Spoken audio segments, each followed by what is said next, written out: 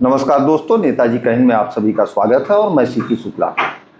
एक बहुत महत्वपूर्ण मुद्दे पे मैं चर्चा करना चाह रहा हूं आप लोगों से। मेरे पास जो जानकारियां हैं वह मैं आपके साथ साझा करूंगा। वह सामाजिक जानकारी है, राजनीतिक जानकारी है और यक्ष प्रश्न एक बना हुआ है। यक्ष प्रश्न यह बना हुआ है कि 26 जनवरी 1950 को जब भारतीय संविधान लागू हुआ, उसके मात्र एक वर्ष बाद 1951 को संशोधन किया गया। फिर उसके बाद अब तक जो टोटल संशोधन हुए 2024 तक, आखिरी बार 2024 में संशोधन किया गया भारतीय संविधान में, और आखिरी बार जो संशोधन हुआ यह टोटल मिला के 106 बार टोटल संविधान में संशोधन किए गए हैं। पर जो सबसे महत्वपूर्ण बात है, राजनीतिक पार्टियों का, राजनेताओं का जो एक कुचक्र इन्होंने चला रखा हुआ है। भारतीय संविधान में जब संशोधन की व्यवस्था है तो विचारणीय प्रश्न यह है कि आज तक भारतीय संविधान में संशोधन करके या कोई बिल लाके ऐसा क्यों नहीं किया गया कि जो 30 वर्ष तक के, 32 वर्ष तक के युवा हैं, इनको यह अनिवार्य कर दिया जाए हर पार्टी के लिए, चाहे वो राष्ट्रीय पार्टी हो या क्षेत्रीय पार्टी हो, कि न ज्यादा तो कम से कम 30% युवाओं को टिकट दिया जाएगा। इससे देश को लाभ यह होगा कि भारतीय राजनीति में युवाओं की जो संख्या है वह बढ़ेगी। एक युवा देश हम अपने आप को कहते हैं, एक युवा राष्ट्र हम अपने आप को कहते हैं, पर युवा राष्ट्र का नेतृत्व युवा न करे यह बहुत ही शर्मिंदगी का विषय है। और युवा राष्ट्र का नेतृत्व कैसे युवा कर सकता है जब उसे कोई पार्टी टिकट ही नहीं देगी। टिकट मिलता है ऐसे लोगों को जो बहुत बड़े राजनीतिक घराने से हैं, बहुत बड़े व्यापारिक घराने से हैं। पर आज तक कोई भी राजनीतिक पार्टी ऐसे लोगों को टिकट नहीं देती है, ऐसे युवाओं को टिकट नहीं देती है जो साधारण लोग हैं, जो जमीन से जुड़े हुए लोग हैं, उनका नंबर ही नहीं आता है।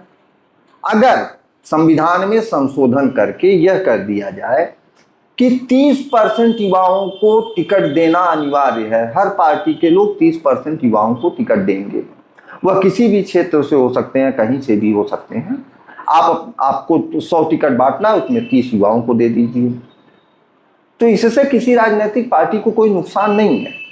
पर लाभ यह है अपने देश को, अपनी विधानसभा को लाभ होगा, अपने लोकसभा को लाभ होगा, अपने राष्ट्र को लाभ होगा कि युवा सोच, युवा देश को चलाने के लिए आगे आएगी। दूसरी चीज, वह कौन सा डर है। आप महिलाओं के लिए आरक्षित करते हैं कि यह सीट महिला के लिए आरक्षित है, एससी के लिए आरक्षित करते हैं, ओबीसी के लिए आरक्षित करते हैं, यह सारी चीजें आती हैं। पर युवाओं के लिए राजनीति में आरक्षण की व्यवस्था क्यों नहीं है। हर चीज में आप आरक्षण दे रहे हैं, राजनीति में क्यों नहीं दे रहे हैं। शिक्षा में आप आरक्षण दे रहे हैं, राजनीति में नहीं दे रहे हैं, क्योंकि राजनीति में आपका नुकसान होना है। आपने यह सोच बना रखी है, पर ऐसा कोई नुकसान आपका नहीं होना है। जब किसान के लड़के को आप टिकट देना शुरू कर देंगे, मजदूर के लड़के को आप टिकट देना शुरू कर देंगे, छात्रों को आप टिकट देना शुरू कर देंगे, तो आप विश्वास मानिए देश की राजनीति की गति में 4 नहीं 4000 पहिए लग जाएंगे। इतिहास गवाह है कि जो भी सृष्टि में परिवर्तन हुआ है उसे युवाओं ने ही किया है। जो भी देश में परिवर्तन हुआ है वह युवाओं ने ही किया हुआ है। आप लोगों को अच्छी तरह से याद होगा, आप गुड़गांव की बात करते हैं, नोएडा की बात करते हैं। गुड़गांव और नोएडा का जो डेवलपमेंट है, जो सोच है, जो टेलीविजन भारत में आया, जो मारुति कार भारत में आई, यह एक युवा की ही सोच थी, एक युवा की ही देन है, संजय गांधी जी की। आप लोग किताबों में उसको देख सकते हैं, सर्च कर सकते हैं। तो एक युवा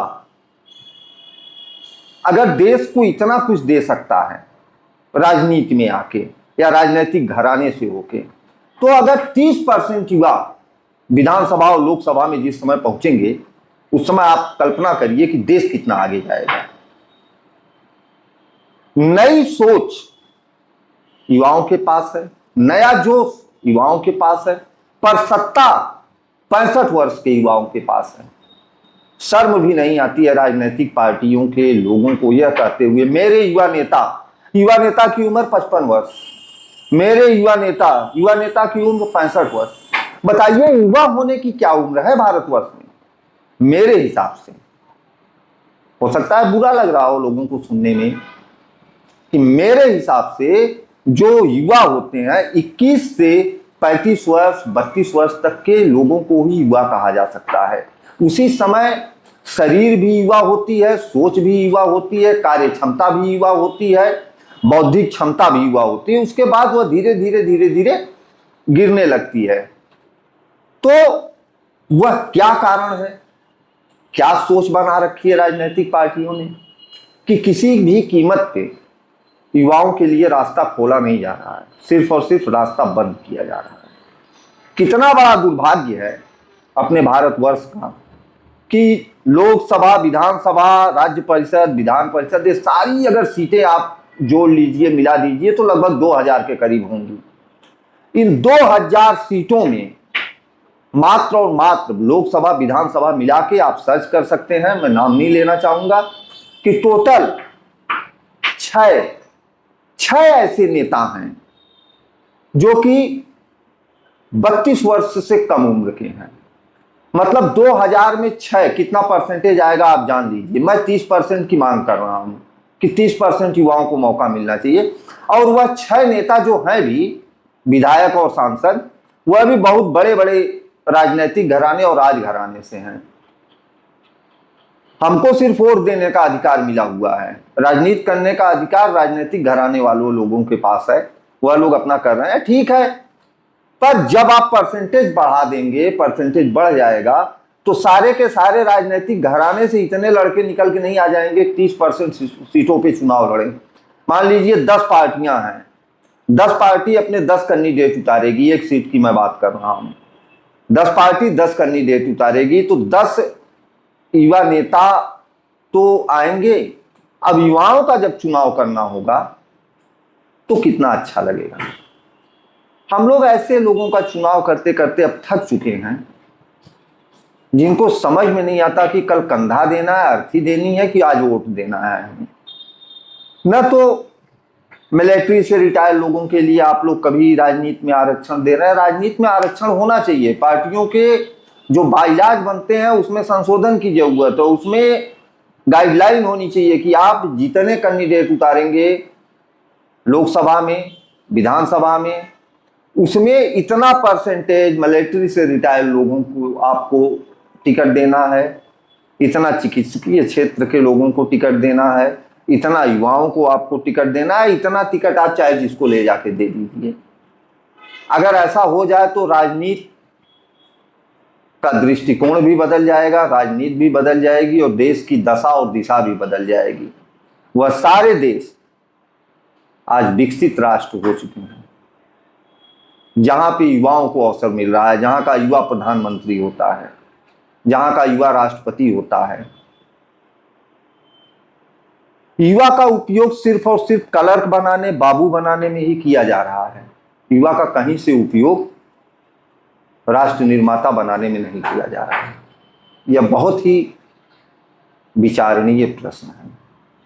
अब हम दूसरे प्रश्न पे आते हैं कि वह कारण क्या है, वह सोच क्या है, वह ऐसा क्यों छल किया जा रहा है। हमारे युवा भाई भी झंडा और डंडा लेके हमेशा टाइट रहते हैं। आप लोग जरा ध्यान से सोचिए, जिन लोगों के लिए आप लोग दिन रात दौड़ते हैं, झंडा ऊंचा करते हैं, डंडा ऊंचा करते हैं, आप जो है एक ग्राम पंचायत का चुनाव लड़ जाइए, उन राजनीतिक पार्टियों से कहिए कि हमें कोई सिंबल दीजिए, वो नहीं देंगे। तमाम समस्याएं हैं। उनके किसी बड़े नेता को कह दीजिए, भैया मैं प्रधान पद का चुनाव लड़ रहा हूं, आपके लिए मैंने यह सेवा की है, पार्टी के लिए मैं इतनी जान लगाए पड़ा हूं, एक बार आप आके मेरा प्रचार कर दीजिए। नहीं करेंगे। आप जिनके लिए लड़ते हैं वह आपके लिए खड़े ही नहीं हैं। आपको अपनी लड़ाई स्वयं लड़नी है। आपको उस राजनीतिक सोच के खिलाफ लड़ाई लड़नी है जो युवाओं के खिलाफ राजनीतिक सोच बना रखी है पार्टी ने। क्या संविधान में संशोधन की जरूरत नहीं है? राजनीतिक पार्टियां एक भी टिकट नहीं देना चाह रही युवाओं को, युवाओं का सिर्फ शोषण किया जा रहा है।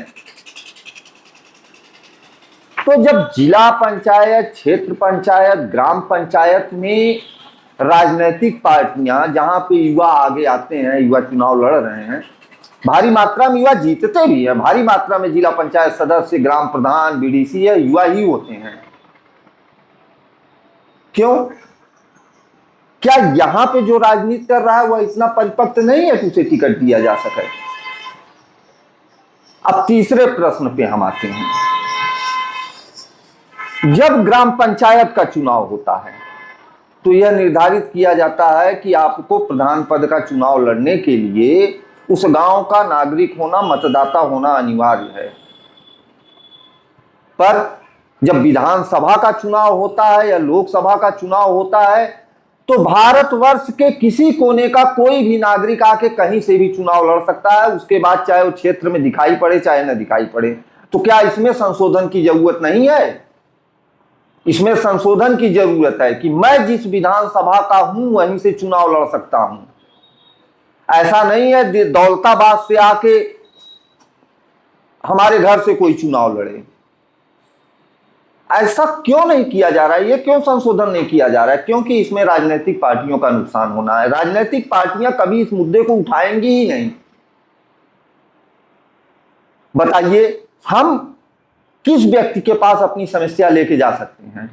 मान लीजिए कोई दौलताबाद से आया, जहानाबाद से चुनाव जीत गया, तो जहानाबाद की जनता ने उसे वोट दिया, जो भी राजनीतिक समीकरण बना उसे वोट दे दिया गया, वह जीत गया।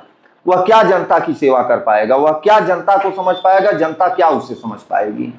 और 5 साल का समय निकल जाता है। जितनी भी विधानसभा और लोकसभा की सीटों में बाहर के प्रत्याशी चुनाव जीते हुए हैं, वहां की जनता आज भी परेशान और बदहाल है।